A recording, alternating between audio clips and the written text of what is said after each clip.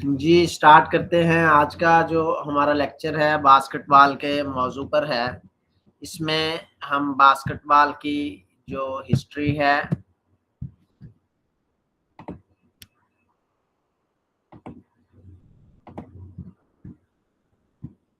Basketball की history उसको cover करेंगे।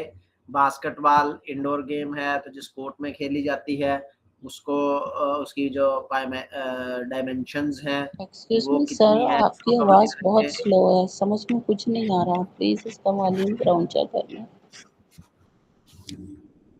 जी, और जो कवानीन है इसके मुख्तलिफ रूल उसको कवर करेंगे। अब आवाज़ ठीक है? जी सर, आप जी बेहतर हो ठीक गया। है सर जी। जी ठीक ठीक हो। है सर जी, जी, और कैरी ऑन। बास्केटबॉल में जो इस्तिलाहात हैं, डिफरेंट टर्म्स हैं इस्तेमाल होती वो, और जो मेजर कंपटीशन है, टूर्नामेंट है इस गेम के बास्केटबॉल के, उनको हम डिस्कस करेंगे। तो बास्केटबॉल जो है वो 2 टीमों के दरमियान खेला जाने वाला खेल है जिसमें आपको पता है हर टीम के 5 खिलाड़ी होते हैं। ये फ़र्क लाज़मी रखिएगा कि वॉलीबॉल के 6 खिलाड़ी होते हैं, जबकि बास्केटबॉल के एक टीम के जो 5 खिलाड़ी होते हैं जो खेल में हिस्सा ले रहे होते हैं। तो टोटल इसका मतलब है एक टीम के जो खिलाड़ी हैं उनमें जो 6 से 7 जो खिलाड़ी हैं वो चेंज के तौर पे होते हैं। इनके एक टीम में कुल 12 खिलाड़ी, एक हेड कोच होता है और 8 लोग जो दूसरे उसके स्टाफ के मेंबर होते हैं, डेलीगेशन, जिनमें मेडिकल डॉक्टर्स हैं, ट्रेनर्स हैं, मैनेजर है, असिस्टेंट कोचेज़ वगैरह। तो इस तरह 20 रुकनी जो टीम है वो टोटल होती है। तो बास्केटबॉल इस खेल का जो मकसद है वो मुखालिफ टीम की जो बास्केट है अपोनेंट की, उसमें बॉल को डालना और ताकि पॉइंट हासिल किया जाए, क्योंकि जब बास्केट में आप बॉल डालेंगे तो जो टीम बास्केट में उसको पुट करती है तो उसको 1 पॉइंट जो है वो मिलता है, और मुखालिफ टीम को अपनी बास्केट में बॉल डालने से रोकना है। वो 1 पॉइंट कहाँ से मिलेगा, 2 पॉइंट कहाँ से मिलेंगे, 3 पॉइंट कहाँ से मिलेंगे, वो हम आगे डिस्कस इसको करेंगे। यानी कि मकसद क्या है कि मुखालिफ की बास्केट में बॉल को डालना और उससे जो स्कोर है वो हासिल करना। तो जो गेम है वो रेफरी कंडक्ट करवाता है, सिर्फ रेफरी ही नहीं करवाता, उसके साथ मुख्तलिफ जो उसके असिस्टेंट रेफरी होता है, टेबल ऑफिशियल होते हैं जिनमें स्कोरर होता है, और 3 सेकंड ऑपरेटर होता है, 8 सेकंड ऑपरेटर होता है, 24 सेकंड ऑपरेटर होता है, कमिश्नर होता है। यानी कि मुख्तलिफ जो टेबल ऑफिशियल्स हैं वो इसमें इन्वॉल्व होते हैं, और ग्राउंड में जो साथ रेफरी होता है वो आपकी गेम को चला रहा होता है। तो बास्केटबॉल जो खेल है इसको 1891 में अमेरिका की रियासत मैसाचुसेट्स में अमेरिकी जिम टीचर्स थे मिस्टर जेम्स नेस्मिथ, उन्होंने इसको इजाद किया था स्प्रिंगफील्ड में।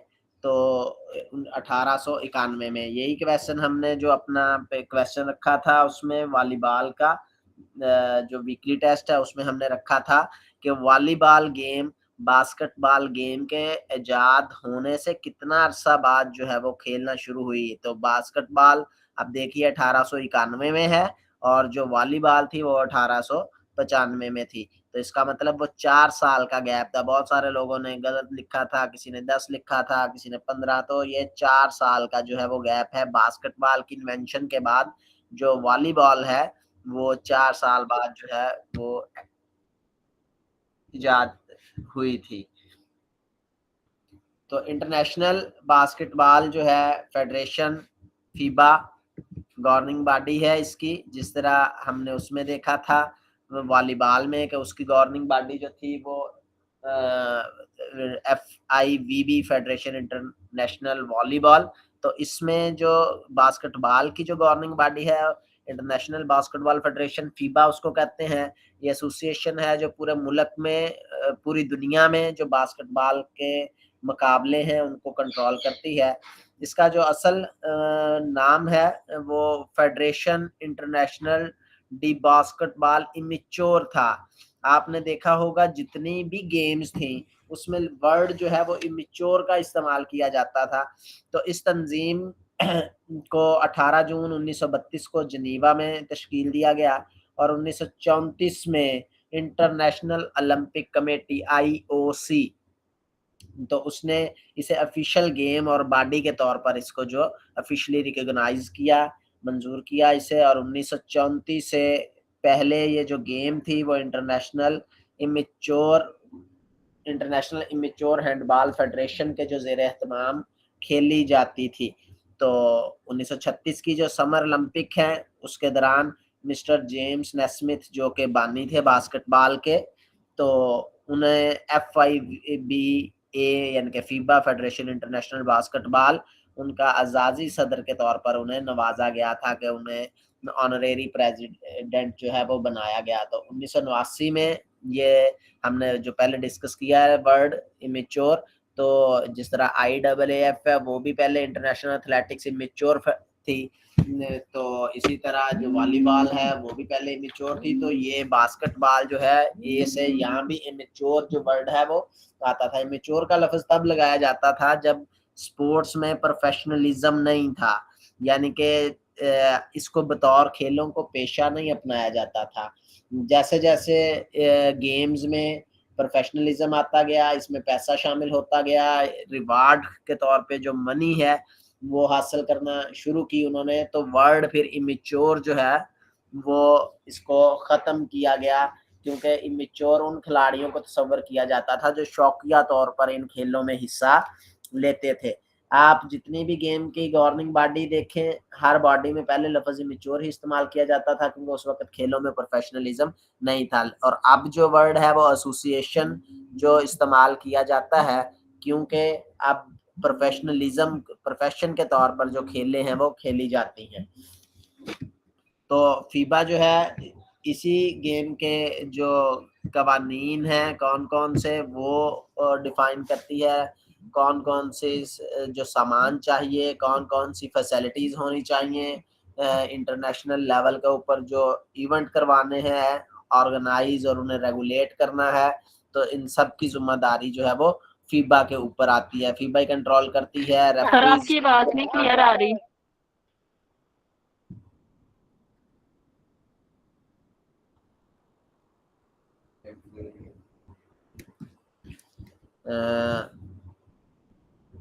अब आ रही है आवाज? आपका माइक, आपके स्पीकर का इश्यू होगा, उसको चेक करें।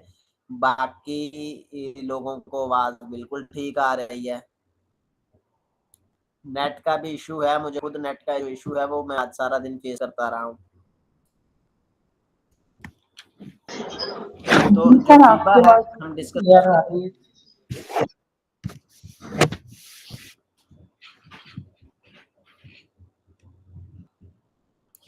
जो फीबा है वो इस गेम के कवानीन, आलात, सहूलियात का तयन करती है, और जो गेम के मुकाबला जात करवाने के लिए ज़रूरी हैं वो कौन कौन से चीज़ें, आलात चाहिए, इक्विपमेंट चाहिए, और पूरी दुनिया में जो कंपटीशन करवाने हैं उनमें इंटरनेशनल स्टैंडर्ड के जो रेफरीज हैं उनकी तैनाती करना, ये सारी जो चीज़ें हैं वो फीबा इसको कंट्रोल करती है। तो 212 नेशनल फेडरेशन जो हैं इस वक्त वो फेडरेशन इंटरनेशनल बास्केटबॉल के साथ जुड़ी हुई हैं, जिनको 5 मुख्तलिफ जोन में तकसीम किया गया है। 5 मुख्तलिफ जोन कौन से हैं? अफ्रीका है, अमेरिका है, एशिया है, यूरोप है और ओशनिया है। तो इन 5 ग्रुप में इसको जो तकसीम किया गया है। सर सॉरी, ओशनिया मीन भी किन ममालिक से हैं? मुझे क्वेश्चन की समझ नहीं आ रही इसका। असल में एक्चुअली स्पीकर शायद मुझे भी इशू फेस कर रहा हूँ। आप वो उसमें देखिए जो है वो ओशनिया, ऑस्ट्रेलिया को कहते हैं जी, ऑस्ट्रेलिया, ओशनिया। तो अफ्रीका, अमेरिका, एशिया, यूरोप और ऑस्ट्रेलिया, इन 5 बड़े आजमों की फेडरेशन भी कहा जा सकता है कि यानी कि हर बड़े आजम में जितने ममालिक हैं वो उनके साथ हैं, लेकिन ओवरऑल जो कंट्रोल है वो फीबा करती है, और टोटल जो नेशनल फेडरेशन है वो 212 हैं। तो इसके बाद हम चलते हैं आगे बास्केटबॉल के कोर्ट की तरफ। बास्केटबॉल का कोर्ट है, ये आपके सामने है, बास्केटबॉल के कोर्ट का स्केच है। जो स्क्रीन पर आप देख रहे हैं, तो बास्केटबॉल का जो कोर्ट है उसकी सतह बिल्कुल फ्लैट होती है, हमवार होती है, क्योंकि ये इंडोर गेम है।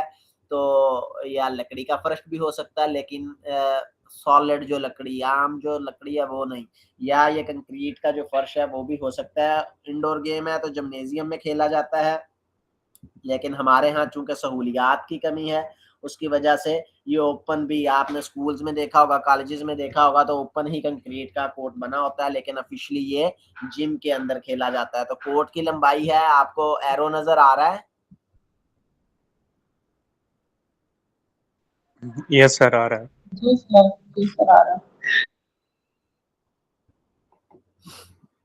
जी, ये इसके कोर्ट की जो लंबाई है यहाँ से शुरू होती है और यहाँ तक 28 मीटर इसको लिखा जाता है। कोर्ट की जो लेंथ है टोटल 28 मीटर। इसके बाहर जो एरिया है दोनों साइडों पर, इधर भी और बैक साइड के ऊपर भी, और यानी कि चारों तरफ जो एरिया खाली छोड़ा जाता है वो 2 मीटर का फ्री जोन छोड़ा जाता है।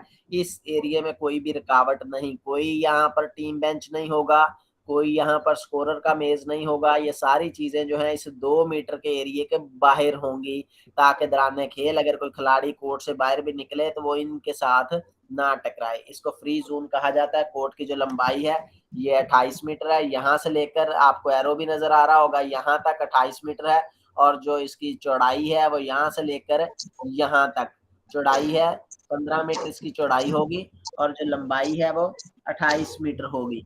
तो ये जो पैमाइश है वो बाउंड्री लाइन के अंदरूनी किनारों से ली जाती है, यानी कि लाइनें जो है वो ग्राउंड का हिस्सा नहीं है, वो इसमें नहीं है। अगर लाइन के ऊपर बाल चला जाता है या बाहर चला जाता है तो इसका मतलब है बाल बाहर चला गया है। लाइन के अंदरूनी साइड से ये पैमाइश ली जाती है।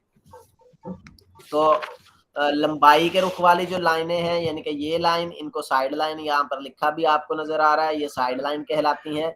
और जो चौड़ाई के रुख वाली लाइन है ये लाइन, तो इसको एंड लाइन कहा जाता है। लाइनों का जो रंग है वो फर्श के रंग से मुख्तलिफ होगा। वो अगर फर्श का रंग है, ये जैसे आपको स्केच में नजर आ रहा है नीचे और है, तो वो ब्लैक कलर की होगी, लेकिन अमूमी तौर पर जो सफेद रंग की लाइनें हैं वो हदबंदी को वाजे करती हैं। और जितनी भी लाइनें हैं, तमाम लाइनों की मोटाई 5 सेंटीमीटर होगी। और अतराफ में जो 2 मीटर का एरिया जो है वो तो और फ्री जोन छोड़ा जाता है, ताकि दौरान खेल इसमें कोई रुकावट ना आए। कोर्ट को 2 बराबर हिस्सों में तकसीम करते हैं। ये वाली जो चौड़ाई के रुख वाली लाइन है ये एंड लाइन, और जो लंबाई वाली लाइन है इनको साइड लाइन कहा जाता है। कोर्ट को जो बराबर में 2 हिस्सों में तकसीम करती है, इस लाइन को सेंटर लाइन कहा जाता है। और ये दोनों तरफ, साइड लाइनों के दोनों तरफ, ये देखिए मेरे एरो को, तो ये दोनों तरफ जो है वो 15 सेंटीमीटर बाहर की जानब बढ़ी हुई होती हैं। और ये जो सेंटर लाइन है वो बैक कोर्ट का हिस्सा तस्वर की जाती है। अब बैक कोर्ट कौन सा होगा? फॉर एग्जांपल ये जिस तरफ मेरा एरो है ये टीम ए है और ये टीम बी है।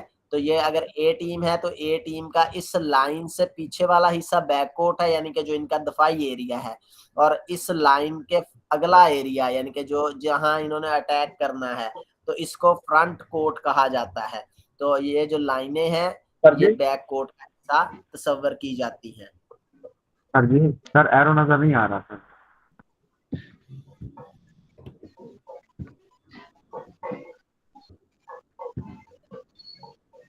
जी, अब आया नजर?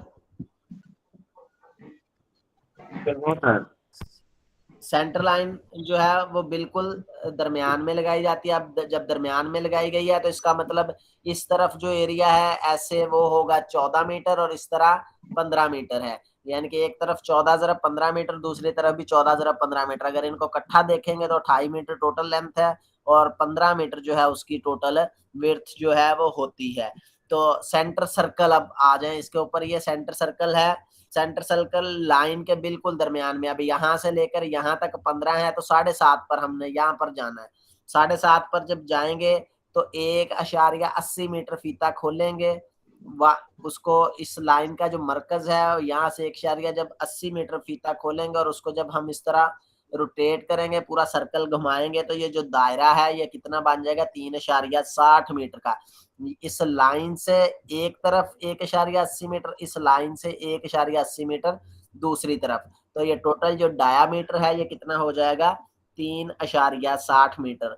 रेडियस अगर पूछा जाएगा, रेडियस का आपको फार्मूला पता है, d/2 यानी कि डायमीटर डिवाइडेड बाय 2, तो ये d इसका होगा 3.60 मीटर। और अगर रेडियस देखना है तो ये हमारा होगा कौन सा, 1.80 मीटर। तो उसके बाद इसमें आ जाता है restricted area. Restricted area free या ममनुआ इलाका उसे कहा जा सकता है। ये लिखा हुआ है रिस्ट्रिक्टेड एरिया। ममनुआ इलाका क्या है, जो आपकी एंड लाइन है उसके बिल्कुल मरकज में जाते हैं। ये अगर मरकज है तो इस मरकज से 2.45 मीटर इस तरफ और 2.45 मीटर इस तरफ, ये मरकज है। तो मरकज से 2.45 मीटर उस तरफ और 2.45 मीटर इस तरफ, टोटल ये कितना हो जाएगा, 4.90 मीटर जो है वो, एक मिनट जी,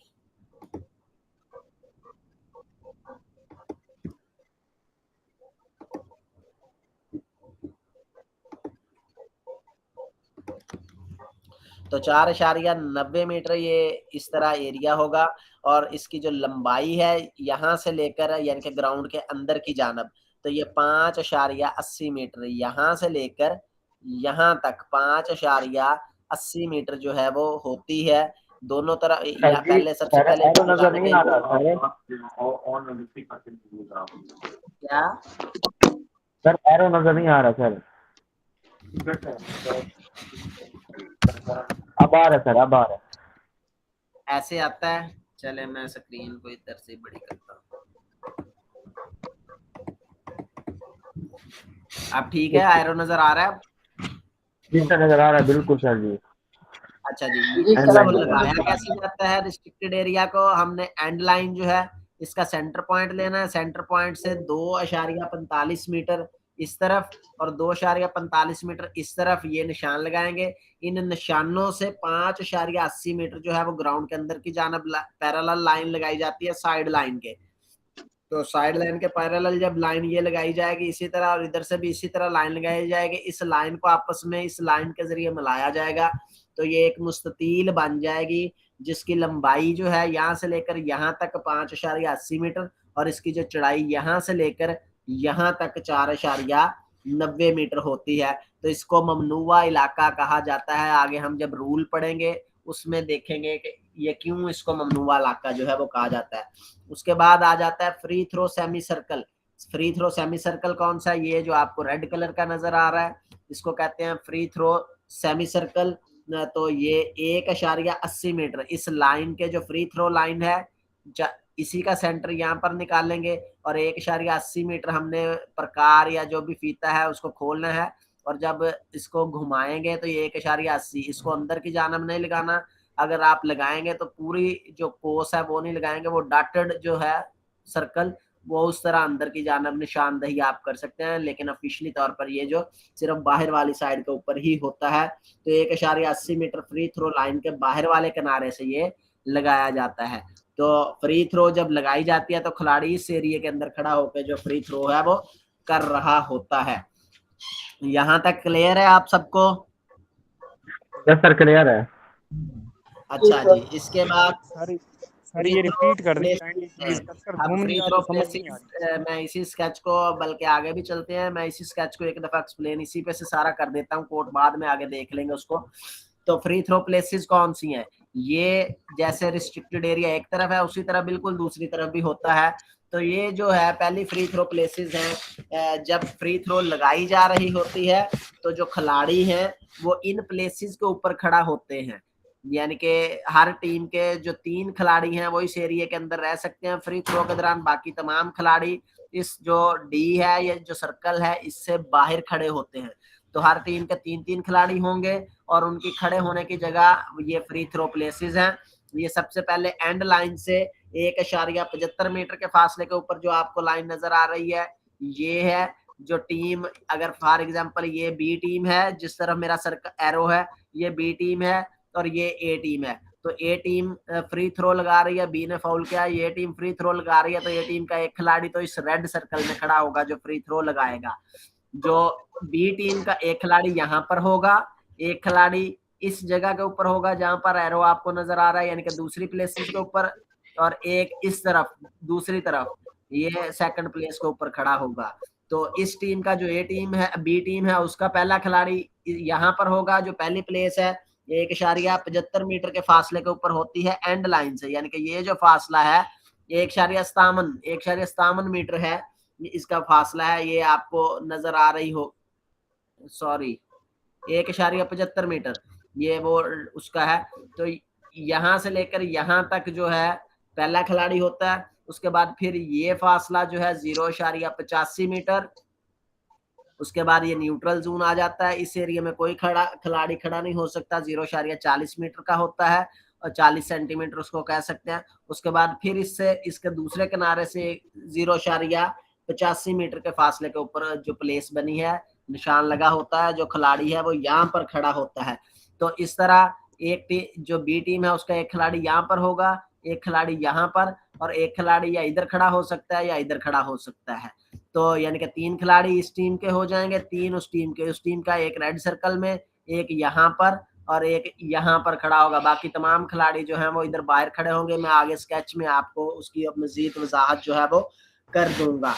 उसके बाद इसमें 3 पॉइंट एरिया है। 3 पॉइंट एरिया सारा ही 3 पॉइंट एरिया है। अगर ए टीम है, ए टीम ये है, तो उसके लिए ये ए टीम है, तो ये जो एरिया है बी टीम के लिए जो है वो 3 पॉइंट एरिया नहीं है। बी टीम ने इधर से खेल का आगाज किया, वो यहीं से बास्केट करती है और इस बास्केट में जाकर बाल चला जाता है, तो 3 पॉइंट है। इस बात जो डी के बाहर से जहां से भी वो गोल करती है तो उसके 3 पॉइंट उन्हें मिलते हैं। मैं आगे उसकी अब स्लाइड्स हैं आपको दिखाता हूँ, क्योंकि जो एक्सप्लेनेशन है इसकी मैं कर चुका हूँ। तो ये टीम बेंच एरिया है, 2 मीटर का एरिया। दोनों तरफ जो टीम बेंच एरिया है, दरमियान में स्कोरर की टेबल होती है। तो आगे चलते हैं। ये सरफेस ऑफ कोर्ट, ये सारा जो मैं अभी एक्सप्लेन करके जा चुका हूँ, आप इसको पढ़ लीजिएगा। लेंथ ऑफ कोर्ट है, इसमें विड्थ ऑफ कोर्ट है कि 28 मीटर और 15 मीटर लेंथ वाली लाइन जो है वो साइड लाइन, और जो चौड़ाई के रुख वाली लाइनें हैं वो एंड लाइन। फ्री एरिया जो है वो 2 मीटर का होगा और तमाम लाइनों की चौड़ाई 5 सेंटीमीटर होगी। उसके बाद ये दूसरी, ये भी एक्सप्लेन कर चुके हैं। सेंटर लाइन जो है वो पैरेलल लाइन लगाई जाती है साइड लाइन के, और उसके दरमियान में जो सेंटर सर्कल जो है वो लगाया जाता है 1.80 मीटर का। और फ्री थ्रो जो सेमी सर्कल है वो लगाया जाता है 1.80 मीटर का। और जो मुस्ततील बनाई जाती है जिसे रिस्ट्रिक्टेड एरिया कहा जाता है, तो उसकी length of restricted area 5.80 metre, और जो उसकी विड्थ है वो 4.90 मीटर है। वो लगाना कैसे है वो आपको बता चुका हूँ। मजीद उसकी एक्सप्लेनेशन स्पेशली रिस्ट्रिक्टेड एरिया की अगली स्लाइड में होगी। ये सर जी, सर ये जो restricted सेंट्रल area लाइन है, सर ये सेंट्रल लाइन है, ये साइड लाइन से 15 सेंटीमीटर बड़ी हुई होती है। सर ये क्यों बड़ी हुई होती है? ये सेंटर लाइन जो है, ये देखिए, ये सेंटर लाइन है, ये दोनों तरफ 15 सेंटीमीटर जो है वो बड़ी हुई होती है। ये बड़ी हुई होती है, बिल्कुल लाइन के ऊपर खत्म नहीं हो जाती, बल्कि वजाहत करने के लिए 15 सेंटीमीटर बाहर की तरफ बड़ी होती हैं। उसके अलावा ये एक लाइन लगाई जाती है जो इस सेंटर लाइन से 8.32 मीटर के फासले के ऊपर लगाई जाती है, दोनों तरफ, इस तरफ भी और इस तरफ भी। थ्रो इन लाइन इनको कहा जाता है। जब भी थ्रो इन अगर बाहर, या इस टीम की बाहर गई है बाल, तो इस लाइन के करीब तर आके जो है वो खेल का आगाज करते हैं थ्रो इन के जरिए। वो आगे जब थ्रो इन के ऊपर जाएंगे तब उसको डिस्कस करेंगे। तो ये आपके पास है रिस्ट्रिक्टेड एरिया, उसका स्केच है कि ये एंड लाइन है जो सबसे ज्यादा डार्क है, मोटी लाइन जो ये एंड लाइन है। तो इससे ये 4.90 मीटर जो है वो रिस्ट्रिक्टेड एरिया लगाया जाता है। 2.45 मीटर यहाँ सेंटर लाइन से उस तरफ और 2.45 मीटर है इस तरफ। और ये फ्री थ्रो प्लेसेस हैं। पहली जो प्लेस है 1.75 मीटर के ऊपर है। पहला खिलाड़ी यहाँ पर खड़ा होता है इस एरिया के दरमियान। ये न्यूट्रल जोन है, यहाँ पर कोई खिलाड़ी नहीं होता। उसके बाद जो अगला खिलाड़ी है वो इससे 0.85 मीटर, और तीसरा खिलाड़ी जो है वो यहाँ पर खड़ा हो सकता है 0.85 मीटर। इसी तरह दूसरी साइड पर भी लगाया जाता है। ये टोटल जो रिस्ट्रिक्टेड एरिया है इस तरह 4.90 मीटर, और ऐसे जो उसकी लंबाई है वो 5.80 मीटर होगी। और इसकी जो ये लाइन है मुस्ततील, इसके दरमियान से 1.80 मीटर पर जो फ्री थ्रो दूसरा सर्कल है सेमी सर्कल, ये लगाया जाता है। तो 1.80 मीटर का ये होता है। उसके बाद ये फ्री थ्रो प्लेसेस जो हम कर रहे थे डिस्कस, तो आगे 3 पॉइंट एरिया जो है उसके रिलेटेड मैं आपको बताऊंगा। सबसे पहले तो फ्री थ्रो प्लेसेस के ऊपर आपको मजीद उसकी वजाहत कर देता हूँ प्लेयर की पोजीशन दिखा के कि कैसे होंगी 3 पॉइंट। ये है फॉर एग्जांपल, अब यहाँ पर अगर A3 आ रहा है तो इसका मतलब ये जो हिस्सा है ये बी टीम का है, बी कोर्ट है, बी टीम का कोर्ट है। 2 टीम है, एक ए है एक बी है। तो A3 अगर फ्री थ्रो लगा रहा है यहाँ पर खड़ा हुआ है, तो इस टीम के खिलाड़ी कहाँ पर खड़े होंगे, A1 और A2, यानी कि ये 2 खिलाड़ी अंदर हो सकते हैं। और इस टीम के जो दफाई टीम है उसके 3 खिलाड़ी हैं, ये बास्केट के करीब 3 दोनों बी वाले होंगे, B1 और इधर B2। और B3 जो है वो इनके बाद खड़ा होगा, चाहे वो इस साइड पर खड़ा हो जाए चाहे वो इस साइड के ऊपर खड़ा हो जाए। ये आपको नजर आ रहा होगा 3 बी वाले खिलाड़ी हैं और 3 ही ए टीम के खिलाड़ी हैं। तो ये 5 टोटल 6 खिलाड़ी जो हैं वो इस एरिया के अंदर रहते हैं, जो हमारा सर्कल है डी है इसके अंदर। और बाकी जो दोनों खिलाड़ी हैं वो इस एरिया के बाहर होते हैं। ये देखिए A4 और B4 जो है, और A5 और B5 ये दोनों इस एरिया के बाहर हैं। ये प्लेयर की पोजीशन होती है वाइल फ्री थ्रो। अगर टीम बी डिफेंडिंग टीम है और ए टीम अटैकिंग टीम है तो ये पोजीशन होगी जब फ्री थ्रो लगाई जा रही होगी। उसके बाद जो अगली स्लाइड है उसमें 3 पॉइंट एरिया की वजाहत करते हैं। तो ये है 3 पॉइंट एरिया और 2 पॉइंट एरिया। 3 पॉइंट एरिया क्या, डायरेक्शन ऑफ प्ले पहले देखें कि ये टीम है, ये इस टीम ने अगर इस तरफ को खेलना है तो ये सारा एरिया जो है क्या है, 3 पॉइंट है, जो आपको नजर आ रहा है येलो और दूसरा ब्लू कलर में। तो ये सारा क्या है, 3 पॉइंट एरिया है। तो जहां से भी ये टीम यहाँ से स्टार्ट करती है, इन्होंने इधर से बास्केट की डायरेक्टली इस बास्केट में आके गिरी है, तो ये क्या होगा, 3 पॉइंट इसके आपको मिलते हैं। अगर ये टीम खेलती बाल ड्रिबलिंग करके आ रही है या पासिंग करके आ रही है, ये इस डी के अंदर आ जाती है और यहाँ इस डी के किसी भी हिस्से से गोल करने की कोशिश करती है बास्केट में। जो बास्केट है वो जो बास्केट बॉल जो है वो इस बास्केट के अंदर चली जाती है। तो फिर इस डी के अंदर से अगर गोल हुआ है तो 2 पॉइंट जो है वो मिलते हैं। और 1 पॉइंट कब मिलेगा, जब फ्री थ्रो मिली होगी। फ्री थ्रो जो आपको पहले एक्सप्लेन कर दिया ये वाली, तो उसमें बाकी खिलाड़ी ये फाउल होता है तो तब फ्री थ्रो मिलती है। तो उसमें बाकी खिलाड़ी बाहर होंगे, एक खिलाड़ी इधर खड़ा होकर गोल करेगा, उसको कोई रोकने वाला नहीं होगा जब तक के बास्केट उसके साथ टकरा ना जाए। तो तब ये पास जो है वो उस खिलाड़ी उसको बाल को पकड़ कर खेलने की आगे फर्दर कोशिश कर सकते हैं। तो ये जो फ्री थ्रो यहाँ पर आपको कितने पॉइंट मिलते हैं, 2 पॉइंट। बाकी जितना भी ये ब्लू कलर वाला एरिया नजर आ रहा है ये कौन सा है, 3 पॉइंट एरिया है इस टीम के लिए। इस टीम के लिए 2 पॉइंट एरिया कौन सा होगा, ये वाला, और ये सारा जो है कौन सा होगा, 3 पॉइंट एरिया।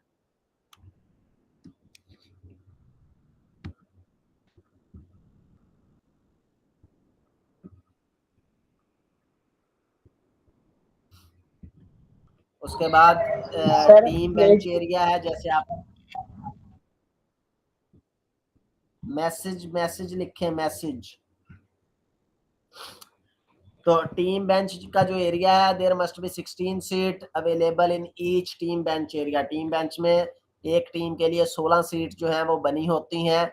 और जो टीम बेंच है वो हमेशा फ्री जोन के बाहर लगाया जाता है। फ्री जोन जो हमने पहले डिस्कस किया था 2 मीटर का होता है, उस 2 मीटर के एरिया के अंदर कोई भी रुकावट नहीं होती।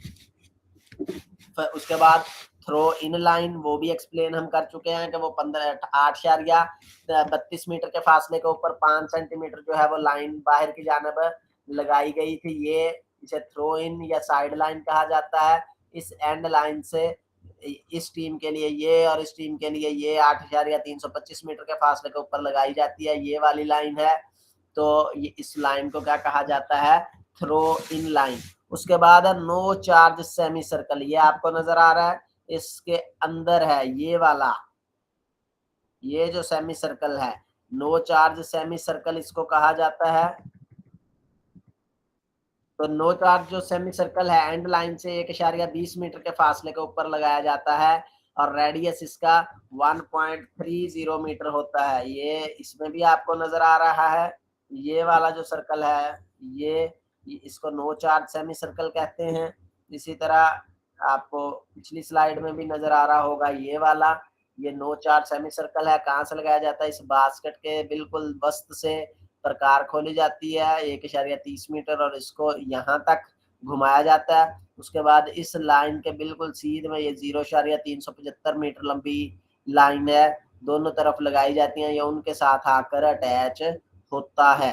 तो इसको नो चार्ज सेमी सर्कल कहा जाता है। इस सर्कल के अंदर कोई भी जो चार्ज नहीं कर सकते, खिलाड़ी एक दूसरे से पर जो अटैक है नहीं कर सकते। और वैसे भी इस पूरा जो रिस्ट्रिक्टेड एरिया है इसमें 3 सेकंड से ज्यादा देर तक आप रुक नहीं सकते। उसके बाद है जी इक्विपमेंट है, सामान कौन कौन सा होता है बास्केटबॉल का। जो बास्केटबॉल का मैच करवाना है तो उसके लिए जरूरी है, उसमें क्या क्या है? बैक स्टॉप है यूनिट, तो उसमें बैक स्टॉप यूनिट में क्या क्या चीजें होती हैं? एक तो बैक बोर्ड होता है, बास्केट होती है, और बैक बोर्ड की जो सपोर्ट है पीछे वो पूरा पोल हो सकता है, वो मूवेबल भी होता है। और हमारे यहाँ तो खैर वो अगर बड़े जिम है डिस्ट्रिक्ट लेवल पर, डिवीजन लेवल पर, वहां तो मूवेबल हो सकता है। जो लोकल लेवल पर हम स्कूल या कॉलेजेस में बनाते हैं तो वो फिक्स ही कर देते हैं पोल को। तो इस वजह से क्योंकि जिम्नेजियम में वो मल्टीपर्पज हॉल होते हैं, एक ही जिम होता है तो उसमें मुख्तलिफ गेमें करवाई जाती हैं, तो इसलिए ये सारी चीजें मूवेबल होती हैं। तो ये बैकबोर्ड सपोर्ट जो है वो पूरा पोल ही उसको मुंतकिल कर दिया जाता है उसमें। उसके अलावा बास्केटबॉल्स चाहिए इस गेम को इनकाद करवाने ये पोल के की लिए। लेंथ कितना होती है? चलो ठीक है। क्या? पोल की लेंथ जो बास्केट बोर्ड वो पोल की लेंथ पर डिस्कस करते हैं, अभी करते हैं।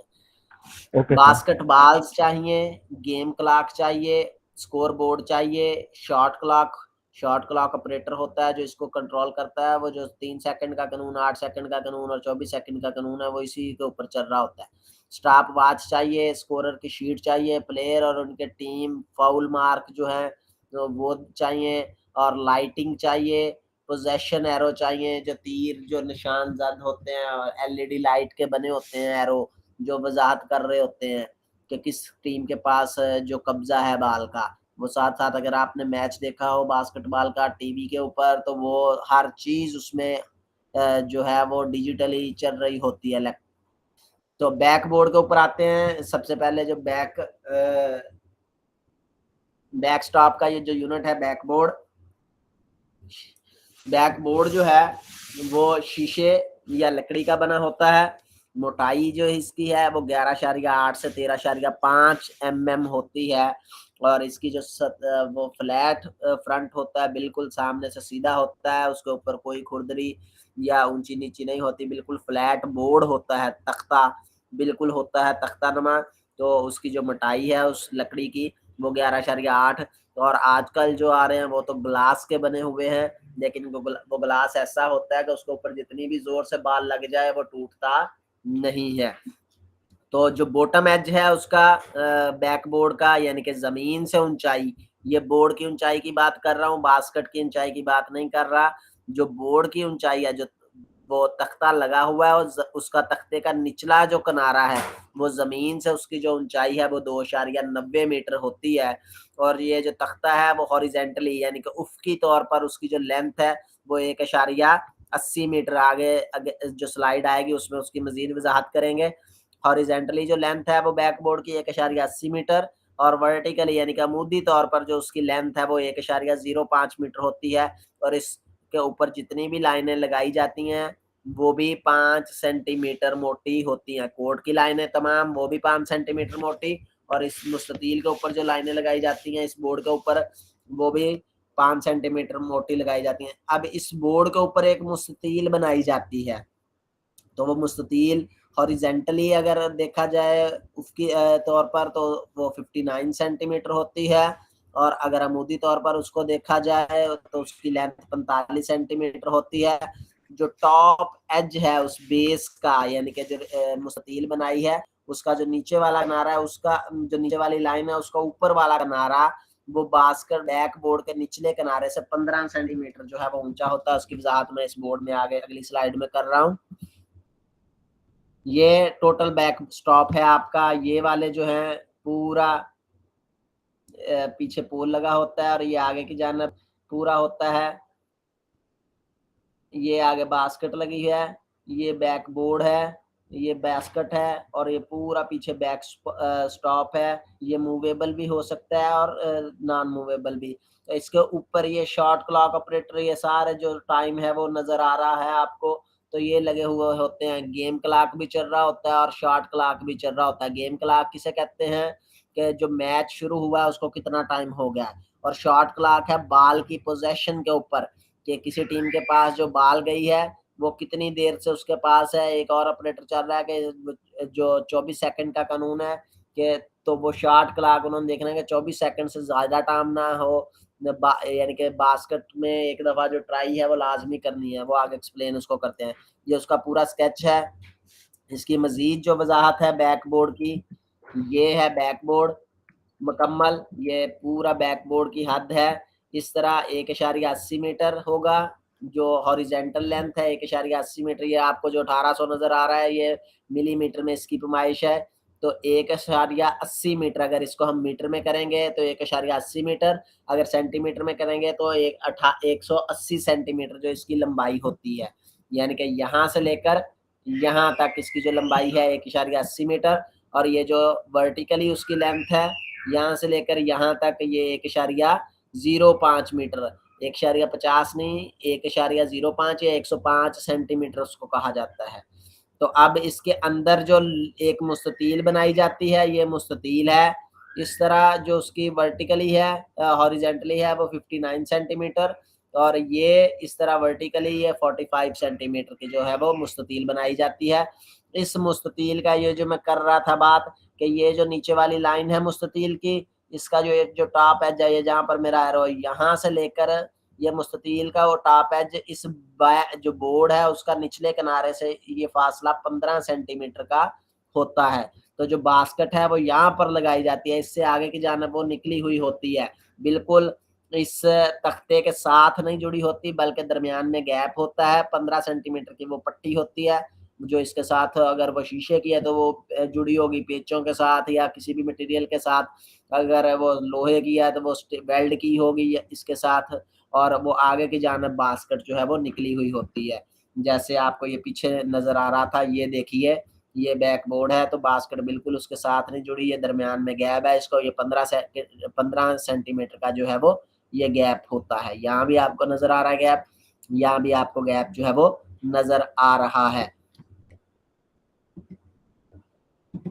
उसके बाद बास्केट रिंग, रिंग जो है वो कौन सा है, ये वाला, ये रिंग है पूरा जिसके अंदर से बास्केट गुजरेगी, बाल गुजरेगी तो जो गोल है वो तस्वर किया जाएगा। तो ring shall be made of solid steel, ये स्टील का बना हो सकता है, आजकल तो ग्लास का भी आ रहा है, ग्लास का भी बना हो सकता है, लेकिन ऐसा ग्लास हो या ऐसी प्लास्टिक हो, फाइबर का भी होता है, क्योंकि उसके साथ जब लटकते हैं, जब उसके साथ लटक, आपने देखा होगा मैच में खिलाड़ी जंप करते हैं उसी को पकड़ लेते हैं और वो टूटता नहीं है, तो इतना वो फिक्स होता है बैकबोर्ड के साथ। तो इसका इनसाइड डायामीटर जो अंदर से डायामीटर है वो 45 से 45.9 सेंटीमीटर जो है वो होता है। ये बास्केट है तो यहाँ से लेकर यहाँ तक इसके दरमियान से बाल जो गुजरने की जगह, यानी कि ये 45 सेंटीमीटर इसका डायामीटर होगा। तो top edge of ring from the surface of court. अब ये बात कर रहे थे हम इस किनारे की कि ये कोर्ट की जो नीचे सतह फर्श, ये जो किनारा ये 2.90 मीटर ऊंचा होगा, लेकिन बास्केट आपको कहा था कि इस यहाँ पर नहीं लगी, बास्केट लगी हुई है यहाँ पर।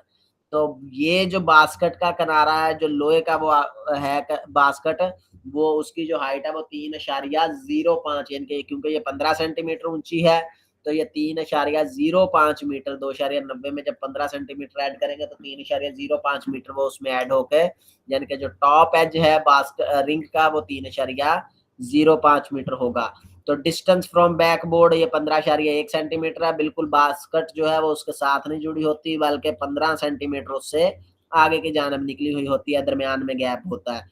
उसके बाद जो नेट है इसका जालियां लगी होती हैं, डोरी की बनी होती हैं बास्केट की, तो डोरी के साथ बनी हुई होती हैं। उसकी जो लेंथ है ये पीछे आपको नजर आई है बास्केट, ये जो नीचे जालियां हैं तो ये डोरी के साथ रस्सियों के साथ इस तरह जोड़ी होती हैं कि वो जाली लगती है। तो ये जो जाली है इसकी जो लेंथ है वो 40 से 45 सेंटीमीटर होती है और ये बास्केट के साथ 12 जगह पर बंधी हुई होती है। ये नहीं कि एक कोना इस तरफ से बांध दिया और एक कोना इस तरफ से बांध दिया। आपको इसमें नजर आ रहा होगा ये जगह जगह से जो बंधी हुई है ये 12 जगह पर उस जो रिंग है उसके साथ बंधी हुई होती है, जुड़ी हुई होती है और इस जाली का जो गैप है वो 8 मिलीमीटर से कम नहीं होना चाहिए। तो ये हम मटेरियल डिस्कस कर रहे थे। बैकबोर्ड हो गया हमारा, बास्केट होगी, बैक स्पोर्ट। अब उसके बाद आ जाते हैं बास्केटबॉल की तरफ। तो बास्केटबॉल का जो बाल है, बास्केटबॉल का बाल लेदर का बना होता है या आर्टिफिशियल कोई भी मटेरियल इस्तेमाल किया जा सकता है। गोल शक्ल का होता है और अमूमी तौर पर नारंगी ऑरेंज शेप जो है, ऑरेंज कलर जो है वो उसका होता है। तो इसकी कैसे स्पेसिफिकेशन चेक की जा सकती है कि अगर उसको हम 1.80 मीटर की बुलंदी से छोड़ें, सिर्फ छोड़ना है, नीचे जोर से टप्पा नहीं मारना। 1.80 मीटर की बुलंदी से उसको हवा उसमें भरी हुई है, हम अगर 1.80 मीटर की बुलंदी से उसको छोड़ें तो वो खुद ब खुद जमीन के साथ टकराने के बाद 1.03 से लेकर 1.08 मीटर तक उसका उछलना जरूरी है। अगर वो इतना नहीं उछलती तो या तो उसमें हवा का दबाव कम है या वो जो मुनासिब या अप्रूव्ड मटेरियल है लेदर वो उससे बाल नहीं बना हुआ। तो इसका जो सर जी सरकमफ्रेंस दोबारा सर जी रिपीट सर कर दें, कितनी बुलंदी तक आएगा ऊपर? सर ये मेजरमेंट ठीक है मतलब बाउंस होने वाली? जी ठीक है। सर आज ही मैंने बुक में पढ़ा है, वहां पे लिखा हुआ था 1.20 मीटर या फिर 1.40 1.20 मीटर। मीटर। जी जी बिल्कुल 1.20 या सर मीटर स्टैंडर्ड की बुक पर मैंने ये भी लिखा पढ़ा हुआ है, लेकिन मैं आपको वेरीफाई करूंगा बाद में, क्योंकि जो मैंने ये स्लाइड्स तैयार की थी तो जो अब मौजूदा रूल हैं उनके मुताबिक थी। मैंने भी पहले 1.20 मीटर ही पढ़ा था कि अब अगर हम उसको बाल को 1.80 मीटर की बुलंदी से छोड़ते हैं तो उसका 1.20 मीटर उछलना जरूरी है। और जो पाकिस्तान में जितनी भी किताबें अवेलेबल हैं उनके ऊपर 1.20 मीटर ही होगा। तो मैंने क्योंकि पाकिस्तानी बुक से नहीं लिया ये मटेरियल कहीं से भी, मैं हमेशा ऑफिशियल जो बुक है उसको कंसल्ट करता हूँ। मैं एक मरतबा मजीद इसको वेरीफाई करके आपको बताऊंगा। मैं ऐसे कहूँ जी वो 1.20 मीटर ठीक है, हो सकता है वो गलत हो, क्योंकि 1.03 से 1.08 मीटर अगर मैंने लिया ये ऑफिशियल बुक है तो जो ऑफिशियल बुक का है वो ही कंसीडर होगा। मैं मजीद आपको वेरीफाई कर दूंगा ये 1.03 मीटर है या 1.20 मीटर है। जी सर। तो उसके बाद इसका जो बाल का मुहीत है 75 से 70 सेंटीमीटर मर्दों के लिए है। और इसकी क्योंकि आप ये देखिए बाल की जो वेट है उसमें भी फर्क आ रहा है। इसका मतलब जो लेटेस्ट है जो हमने आज तक पढ़ा है वो 580 ग्राम से 650 ग्राम तक पढ़ा है, ऐसा ही है?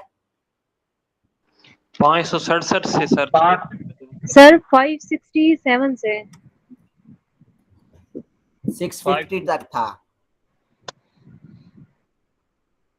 ये 560 है, 560 था 650 ग्राम। एक मिनट होल्ड रखिएगा, मैं आपको ऑफिशियल जो वाली बाल है, बल्कि वो एंड पे इसको डिस्कस करते हैं। तो वेट ऑफ बाल है 580 से 620 ग्राम और वुमेन के लिए है 71.5 से 73 सेंटीमीटर। अब इसमें ये भी फर्क होगा कि जूनियर के लिए और होगी स्पेसिफिकेशन और जो सीनियर गर्ल्स हैं उनके लिए और होगी। इसी तरह जो सीनियर मेन हैं उनके लिए और होगी और जो जूनियर मेन हैं उनके लिए। तो ये फर्क इसमें हो सकता है, मैं आपको वेरीफाई करके क्लियर करूंगा। जो ऑफिशियल रूल बुक है उसी से कंसल्ट करके, दूसरे किसी भी बुक के ऊपर जो मार्केट में अवेलेबल है वो भरोसा नहीं किया जा सकता, उसमें मिस्टेक हो सकती है। तो आगे चलते हैं। ये स्कोरर का बेंच है, पोजीशन ऑफ स्कोरर। तो 1 2 3 4 5 से आपको नंबर शो हो रहे हैं। तो टीम बेंच दोनों तरफ है। बेंच एरिया यहाँ पर 16 सीट लगी होती हैं, हर टीम के 16 खिलाड़ी यहाँ पर बैठ सकते हैं। तो ये दरमियान में स्कोरर की टेबल है, उसकी 5 चेयर होती हैं। तो इन 5 चेयर के ऊपर कौन बैठता है? नंबर 1 पे बैठता है शॉट क्लॉक ऑपरेटर, जो उसको कंट्रोल कर रहा होता है। डिजिटल जो क्लॉक लगा हुआ है ये बैठा है, इसको कंट्रोल कर रहा है। नंबर 2 के ऊपर बैठा हुआ टाइमर, जो पूरी गेम का जो टाइम है उसको कंट्रोल कर रहा है।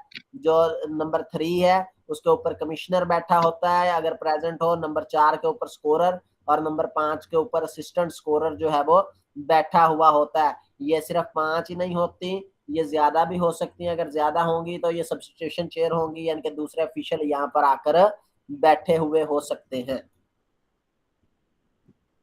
तो उसके बाद है डिफरेंट रूल्स की तरफ चलते हैं। ये जो मेजरमेंट्स थी वो ये तो यहाँ तक थी, आगे चलते हैं हम डिफरेंट रूल्स की तरफ। तो डिफरेंट रूल में सबसे पहले तो यूनिफॉर्म है कि जो यूनिफॉर्म है वो कैसी होगी। हर टीम का जो यूनिफॉर्म है उसमें क्या क्या चीजें शामिल हैं। शर्ट शामिल होगी, शॉर्ट होगी, निकर जिसे कहते हैं, सॉक्स जराबे होंगी, ये सारी कुछ सेम कलर का होगा। अगर जो शर्ट है वो स्लीव्स है, they must and above the elbow, तो उसको एल्बो से ऊपर ऊपर उसको खत्म होना चाहिए। और शॉर्ट जो है वो भी नी से ऊपर, जो हमारे घुटने हैं उनसे ऊपर उसको खत्म होना चाहिए। ये ना हो कि लॉन्ग जो शॉर्ट है वो नहीं पहन सकते इसमें। तो टीम जो है वो हर खिलाड़ी के पास 2 सेट होने चाहिए। ये ना हो कि दौरान खेल कोई खींचे वो फट जाए तो वो बंदा किसी और को यूनिफॉर्म नहीं पहन सकता, वो वही यूनिफॉर्म पहनेगा जिसके ऊपर उसी का नंबर है, उसी का नाम लिखा हुआ है।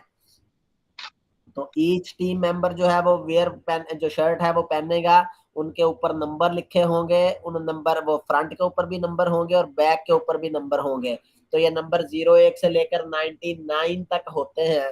तो इन नंबर की जो हाइट है जो बैक साइड के ऊपर है, ये नंबर कैसे लगाए जाते हैं, ऊपर पेंट नहीं किया जाता बल्कि जो पट्टी होती है उसको इस तरह से सिया जाता है, सिलाई किया जाता है कि वो नंबर वाजे नजर आए। वो नंबर की शक्ल में जो नजर आते हैं वो 2 सेंटीमीटर जो चौड़ी पट्टी है उसके साथ उसको उसके ऊपर सिलाई किया जाता है शर्ट के ऊपर।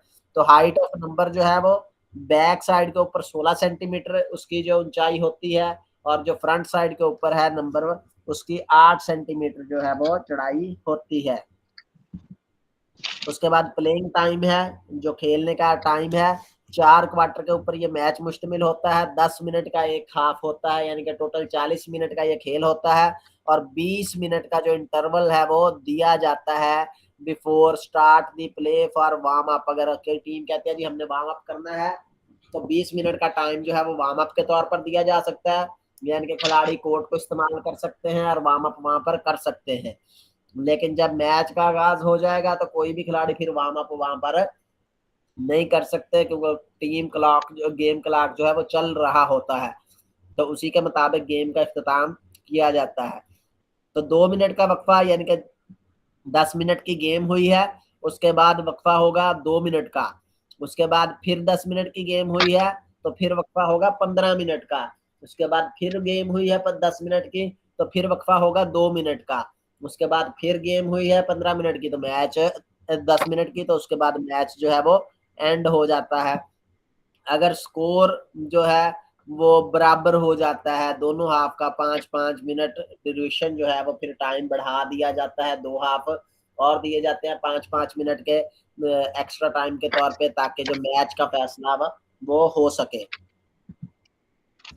तो जो खेल का आगाज है वो जंप बॉल से किया जाता है। जंप बॉल कहाँ से करवाई जाती है, कोर्ट के जो सेंटर सर्कल है वहां से जंप बॉल के जरिए खेल का आगाज किया जाता है। शुरू में टास के बाद जैसे टास होता है तो चॉइस होती है जी वो किस तरफ जाएंगे, कोर्ट कौन सा लेंगे। तो जंप बॉल जो रेफरी करता है, all other quarter and overtime start with throw in, तो बाकी जितने भी हाफ होंगे उनका आगाज कहाँ से होगा, थ्रो इन से। If a team have not 5 player, क्योंकि 5 खिलाड़ियों का होना जरूरी है।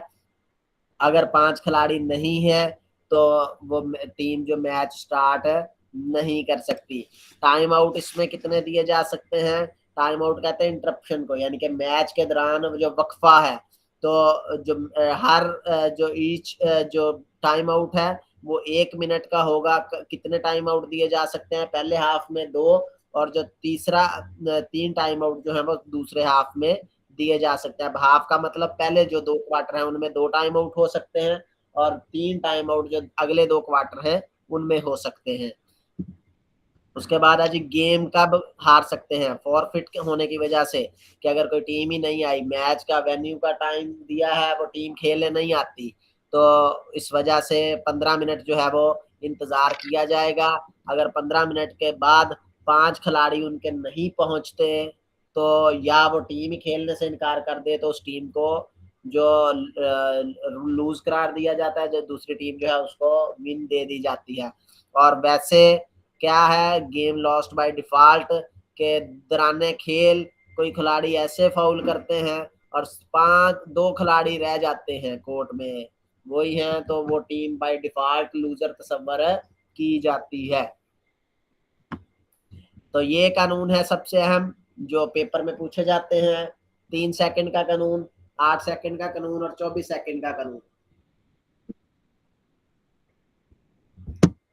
तो 3 सेकंड का कानून क्या है, तो रिस्ट्रिक्टेड एरिया है, ममनुआ इलाका है, उसके अंदर कोई भी खिलाड़ी 3 सेकंड से ज्यादा टाइम नहीं रुक सकता। A player shall not remain in the opponent restricted area for more than 3 consecutive minute। consecutive minute यहाँ पर लिखा गया, ये सेकंड है, 3 consecutive सेकंड वो उसके अंदर नहीं रह सकता। 8 सेकंड का रूल क्या है कि जब किसी टीम के पास बाल का कब्जा आता है तो उस बैक कोर्ट में उसने पास हासिल किया तो 8 सेकंड के अंदर अंदर उसने जो अगला कोर्ट है यानी कि दूसरा हाफ मुखालिफ टीम की साइड उस तरफ बाल को पहुंचाना जरूरी है। उसके बाद 24 सेकंड रूल्स है, वो क्या है कि जब किसी टीम के पास बाल का कब्जा आता है तो उसने 24 सेकंड के अंदर अंदर शॉट करने की कोशिश करनी है, यानी कि गोल करने की कोशिश करनी है। बाल को लाजमी बास्केट की तरफ 24 सेकंड के अंदर अंदर फेंकना है। अगर वो नहीं फेंकेंगे फाउल हो जाएगा। 24 सेकंड का जो ऑपरेटर सिग्नल है वो जलना शुरू हो जाएगा। तो 24 सेकंड के अंदर अंदर उन्होंने शॉट करना है। जैसे ही आपने शॉट की गोल हो गया तो ठीक है, अगर ना हुआ तो वो ऑपरेटर दोबारा 0 से जो है वो शुरू हो जाता है। तो ये जो है वो मेन 3 रूल हैं। 3 सेकंड का कानून इसको कहते हैं, 8 सेकंड का कानून कहते हैं और 24 सेकंड का कानून इसको कहा जाता है। सर अगर ये टाइम खत्म हो जाता है तो फिर बॉल पोजीशन जो है वो किसके पास होगा, किसके पास जाएगा इसके बाद? जी टाइम खत्म हो जाता है। जी, फॉर एग्जांपल सर 8 सेकंड का रूल अगर उनके पास जो है वो बॉल पोजीशन है और वो मतलब कि फ्रंट कोर्ट में नहीं जा सकते हैं तो उसके बाद क्या होगा? मुझे आपके क्वेश्चन की समझ नहीं आई। यानी कि टाइम है आपका 10-10 सेकंड के 10-10 मिनट के 4 क्वार्टर हैं, आप कह रहे हैं वो टाइम खत्म हो गया, अब जो नेक्स्ट 5-5 मिनट का हाफ है वो नो सर, मैं ये कह रही हूँ कि 3 सेकंड 8 सेकंड 24 सेकंड अगर इन स्पीड कर दिया टाइम। जो है वो फ्रंट कोर्ट में लेकर जानी पड़ती है। अगर हम नहीं लेके जा सकते अच्छा और ये वाला यानी कि इसी कानून के मुताबिक 8 सेकंड का जो कानून है, अगर वो 8 सेकंड के अंदर बाल को अगले कोर्ट में नहीं लेकर जाते, इसका मतलब उनका जो फॉल्ट है, तो बाल का जो कब्जा है वो उनसे लेकर दूसरी टीम को दे दिया जाता है और वो टीम कहाँ से आगाज करती है, वो फ्री थ्रो इन से जो है उसका आगाज फिर दोबारा किया जाता है। सर फ्री थ्रो से स्टार्ट किया जाएगा, यानी कि वो मुखालिफ कोर्ट में हाफ में जो है वो फ्री थ्रो के लिए करेंगी? वहीं से जहाँ पर बाल थी वहीं से जो करीब तरीन थ्रो इनका जो ऑप्शन बने हुए हैं, लाइन बनी है वहां से। सर सेम ये 3 सेकंड और 24 सेकंड के लिए भी यही होगा? जी 3 सेकंड के अंदर तो आप रह ही नहीं ना सकते, वो 3 सेकंड के अंदर आपको निकलना ही है वहां से। और सर रिस्ट्रिक्टेड एरिया से क्या हम गोल कर सकते हैं? रिस्ट्रिक्टेड एरिया के अंदर गोल कर सकते हैं आप। आपने देखा होगा बास्केटबॉल के वो उसी एरिया के अंदर खड़े होकर जंप लगाते हैं और बास्केट को ऊपर से उन्होंने पकड़ा भी होता है, हाथ उनका बास्केट को बल्कि पकड़ के उसी के साथ लटके होते हैं। सर लेकिन उसको ये है कि 3 सेकंड के अंदर उन्होंने बाहर आना है। सर फिर उसका पॉइंट 1 होगा या 2 होगा? 2 पॉइंट मिलेंगे। 1 होगा अगर फ्री थ्रो मिली है तो तब 1 पॉइंट मिलेगा, यानी कि फ्री थ्रो के ऊपर तो कोई रोकने वाला नहीं ना, वैसे तो उसको सारे पकड़ने वाले होंगे, उससे बाल छीनने वाले होंगे। फ्री थ्रो में तो वो अकेला खड़ा है, उसने फ्री थ्रो लगानी है। और सर अगर हम गोल करते हैं और गोल नहीं होता, 24 सेकंड का रूल की बात कर रही हूँ, तो फिर सर गोल ना हुआ तो फिर उसके बाद बॉल पोजीशन किसके पास जाएगा? जिसके वो पास तो था। आपने जब 24 सेकंड के आपने बाल को जब उछाला है उसके साथ बास्केट को गोल नहीं हुआ टच, जिस खिलाड़ी ने भी पकड़ लिया, अगर उसी खिलाड़ी ने दोबारा पकड़ यानी कि उसी टीम ने दोबारा पकड़ लिया तो अपरेटस दोबारा 0 से शुरू होगा। मैंने कहा कि जैसे ही आप ट्राई करते हैं बास्केट की तरफ फेंकते हैं तो वो अपरेटस जो है, जो गेम क्लॉक जो चल रहा है ऊपर शॉर्ट टाइम, तो वो दोबारा से 0 से शुरू हो जाएगा, दोबारा आपके पास 24 सेकंड आ जाएंगे। और सर गोल के बाद किस तरह शुरू होगा? बॉल का जारी बात है, जो बंदा जब बॉल उछाला है हवा में, जिस बंदे ने भी पकड़ लिया, यानी कि सर वो गोल टीम के के बाद पास भी हो सकता है, दूसरी टीम के पास भी हो सकता है।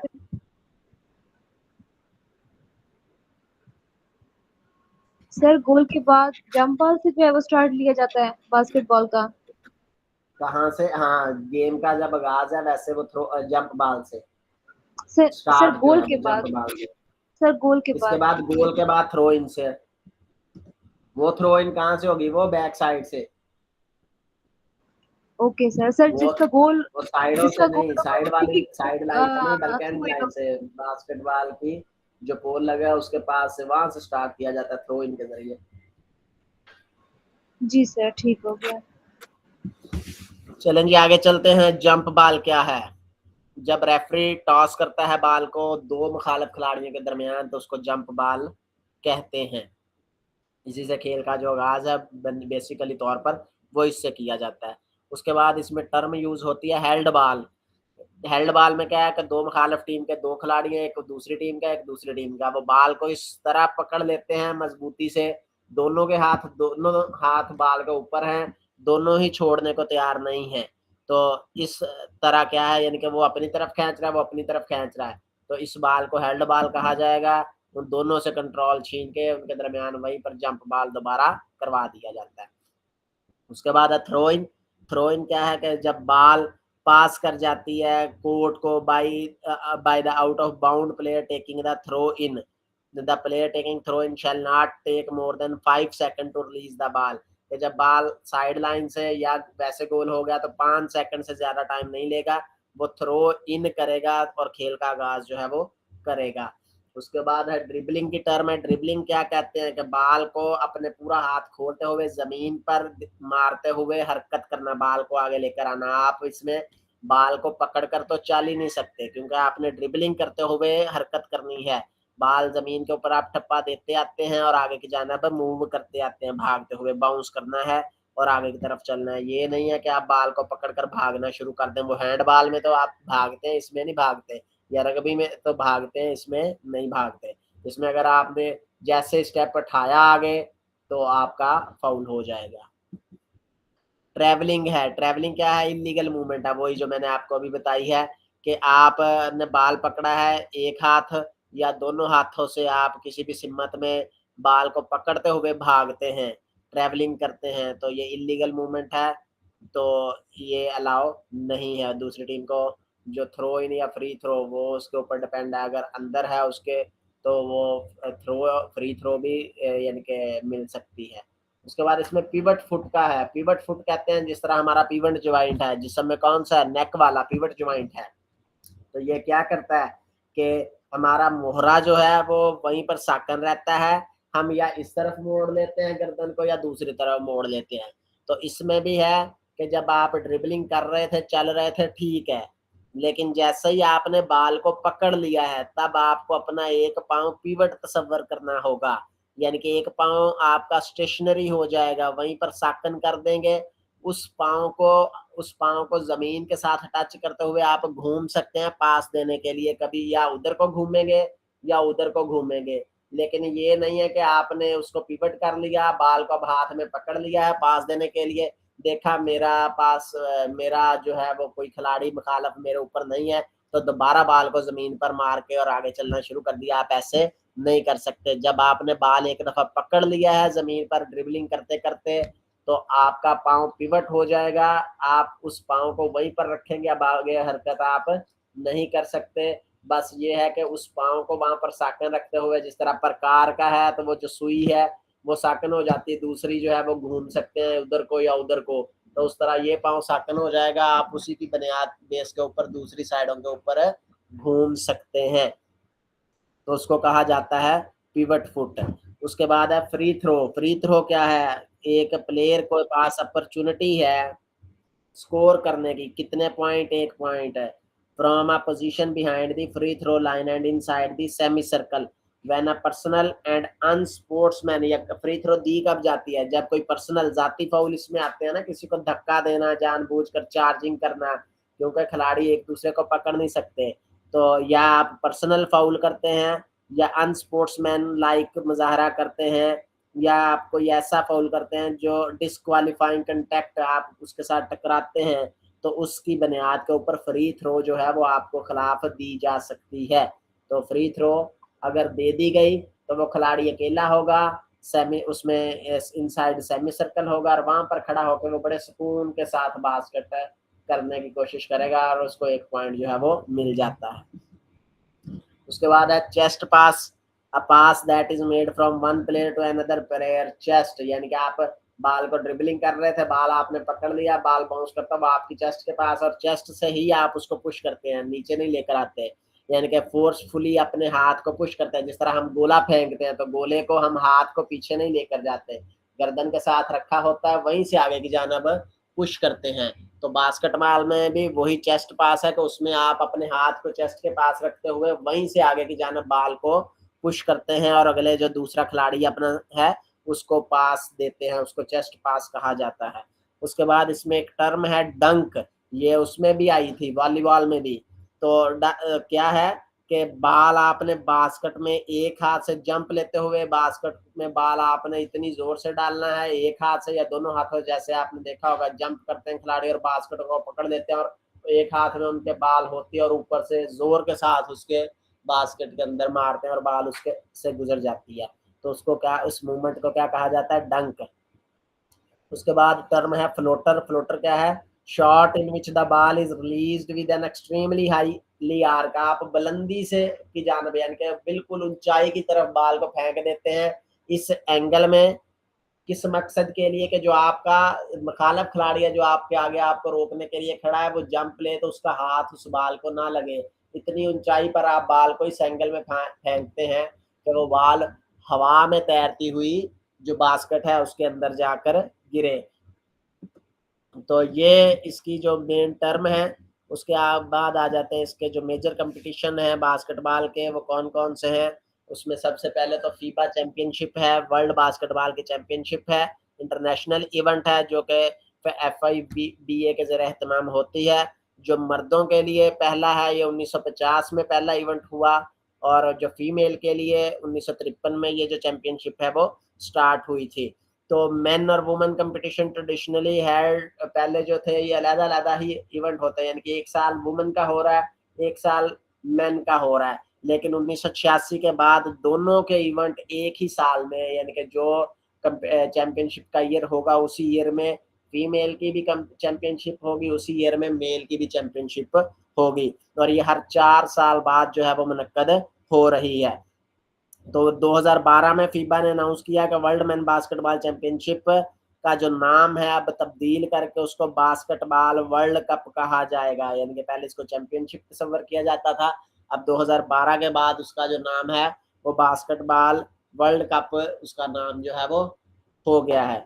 उसके बाद 2014 में Spain basketball world cup is the first world cup since the main basketball world championship was renamed the basketball world cup, यानी कि 2014 में जो हुआ इससे पहले जितनी भी कंसीडर की जाती हैं वो चैंपियनशिप कंसीडर की जाती थी। 2014 में जो वर्ल्ड कप हुआ है, चैंपियनशिप हुई है, उसको चैंपियनशिप तस्वर नहीं किया जाता बल्कि उसको वर्ल्ड कप बास्केटबॉल कंसीडर किया जाता है। उसके बाद है स्टैंकोविच इंटरकॉन्टिनेंटल बास्केट चैंपियनशिप कप है, जो सबसे इसको ऑफिशियली इंटरनेशनल बास्केटबॉल का सबसे बड़ा इवेंट करार दिया जाता है, चाइना में होता है और हर साल बाद होता है। इसमें जो टॉप रैंकिंग की जो 6 टीमें हैं वो इनवाइट की जाती हैं, और 5 बर्रे आजमों की जो टीमें हैं टॉप 6 उनको इनवाइट जो है वो किया जाता है। उसके बाद है NBA ऑल स्टार गेम्स है, ये पहली मरतबा जो 1950 में जो नेशनल बास्केटबॉल एसोसिएशन ने 2 मार्च 1950 में इसका आगाज़ किया। क्यों किस मकसद के लिए कि बेस्ट प्लेयर जो निकालने के लिए कि कौन सा स्टार सबसे बेहतरीन है ईस्ट रीजन का और वेस्ट रीजन का। तो ये ऑल स्टार गेम है, evolve into 3-day event called all star weekend. 3 दिन के ये कंपटीशन होते हैं और हर साल बाद ये मुनक्कद होते हैं। उसके बाद है Euro League, Euro Champion Cup also known as Euro League basketball, इसको इन शॉर्ट EL भी कहा जाता है। तो ये the highest level of basketball competition in Europe में खेला जाने वाला सबसे बड़ा इवेंट है and the most prominent multinational professional basketball league in Europe. इसमें सिर्फ वो लोकल लेवल के ऊपर यूरोप के अंदर ही नहीं बल्कि जो प्रोमिनेंट मल्टीनेशनल प्रोफेशनल हैं वो भी इस लीग में हिस्सा लेते हैं। 2000 में ये यूरो लीग स्टार्ट हुई थी और 24 क्लब जो हैं इस लीग में फ्रॉम एटलीस्ट 12 कंट्रीज जो हैं वो इसमें हिस्सा लेते हैं और जो विनर होता है crowned at the final for each spring, तो उसको जो है वो ताजपोशी जो है वो उनकी की जाती है।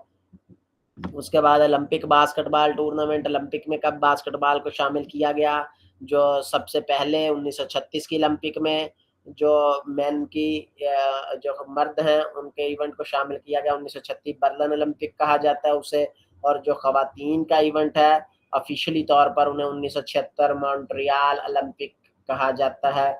तो ये मॉन्ट्रियल यानी कि जो ओलंपिक जितनी भी होती हैं वो मुतल्लिका सिटी से उसको मंसूब किया जाता है कि जिस शहर में वो ओलंपिक गेम हो रही हैं उसी तरह, यानी कि जैसे अब हुई हैं टोक्यो ओलंपिक है, रियो ओलंपिक हुई थी, उससे पहले लंदन ओलंपिक हुई थी, बीजिंग ओलंपिक हुई थी, तो वो शहर के नाम से उसको ओलंपिक को मंसूब किया जाता है। तो इसके साथ ही जो हमारा आज का लेक्चर है वो इख्तिताम पजीर होता है। सर जब हम बॉल को बास्केट करते हैं तो क्या रिंग को हाथ लगाना जो है वो फाउल नहीं होता? जब